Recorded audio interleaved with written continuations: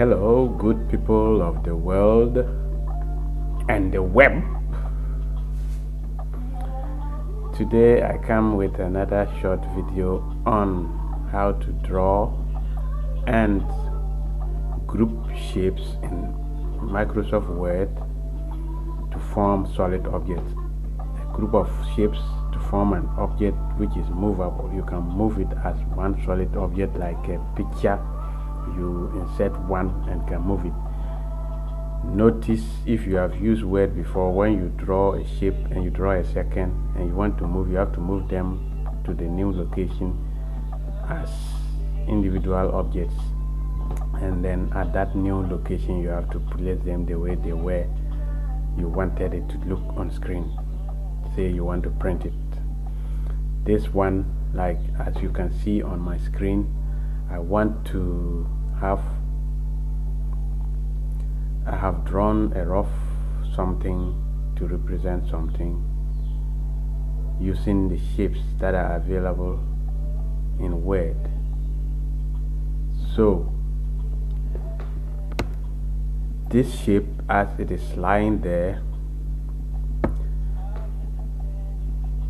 is a group of shapes that form what you are seeing on screen.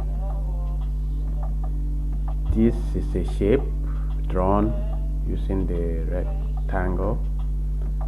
Drew one and then duplicate it and place one here and place one there. First I drew one bigger one with a different blue fill, edited its points to give it some curvy something to my right. That is, if this is to represent what I'm thinking. Let's say if this is a premises of a school or somewhere, you want to do this and then place it somewhere that if somebody should be entering your premises, they will know where to go. That is a simple thing you can do using Word. Simple drawing, and possibly at the main gate you place this there. If you enter, take this white here showing some road network, and this is the entrance, and that whole blue is the premises, and this maybe is some summer hut that the visitor can go and rest while waiting for whoever may be coming from that office. Yellow ones that are maybe representing offices, and then that one could be another main office block. So you have done this beautifully to represent what you are thinking, to represent your premises, and then you want to move it, you want to copy it, you want to even send it as a picture file somewhere for somebody to see, or you yourself editing another document, you want to copy it and go and paste there. This could be distorted if you keep moving it around as this. So that is where the grouping comes in. You may be able to insert and draw shapes. Say in case we want to remind ourselves how to draw a shape, how I drew these shapes. This, you can always draw a shape by going to insert, and then you go to the illustration part to where you have the illustration there, and that all those can be inserted. But we are going to use the shapes. So when you click this small arrow on the shapes button, you draw down a lot other shapes that you could draw. How they appear is how they will look like if you should draw any of them. You just click on them and come and drag and draw on your screen. So take it that we want to continue the road network that I described in the document, in the drawing inside there. Then we could pick another shape and draw. Let's say I pick this and then draw it to continue to this building from here. I want another road network, or I want to draw something, go this way and then go that way. Then I may just draw like that. Draw it and shape it in the direction you want it. and then I have drawn it, and it is by default come with a blue background, because you can see the shape style highlighted there is blue. So definitely whatever I draw here will also come with the blue background. Yes, so now we have drawn it to the shape that we want, but it is not lying the way we want. So we can use this yellow, this green attached to the drawn shape.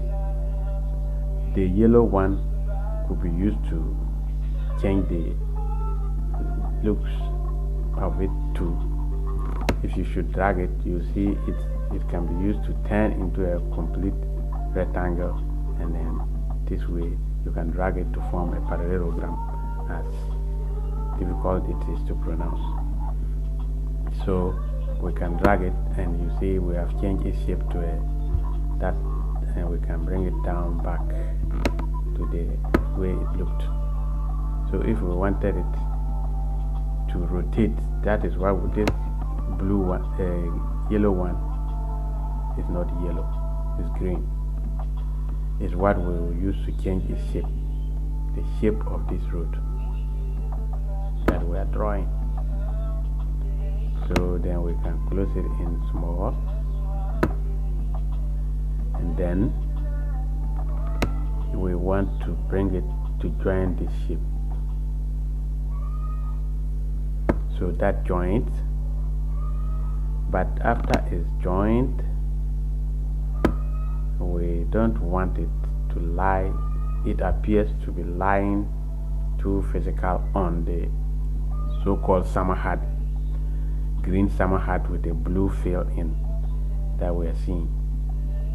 So we go ahead and use another trick of placing, let it go.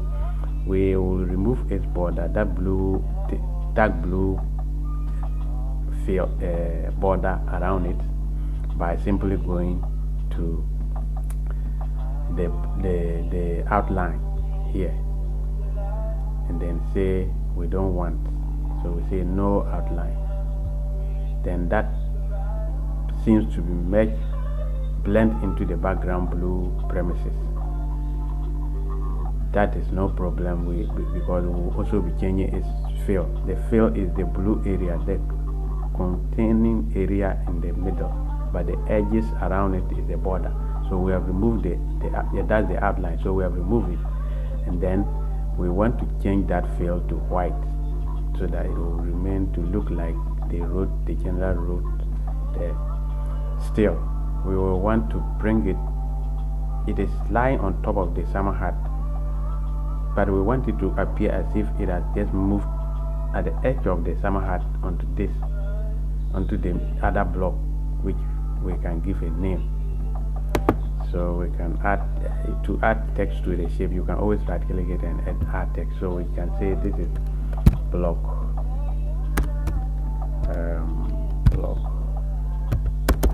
let me make it caps, block B. So block B, maybe change the text color to red so we can see. So block B is there, but it's this continuing road we are drawing is lying on top. It's lying on top of block B and then the summer hat. So we don't want that. We want it to go down. That is the kind of drawing we want to do. So we can move it by using our arrow keys too. Possibly this could be fine, but we could also let it go down so that it lies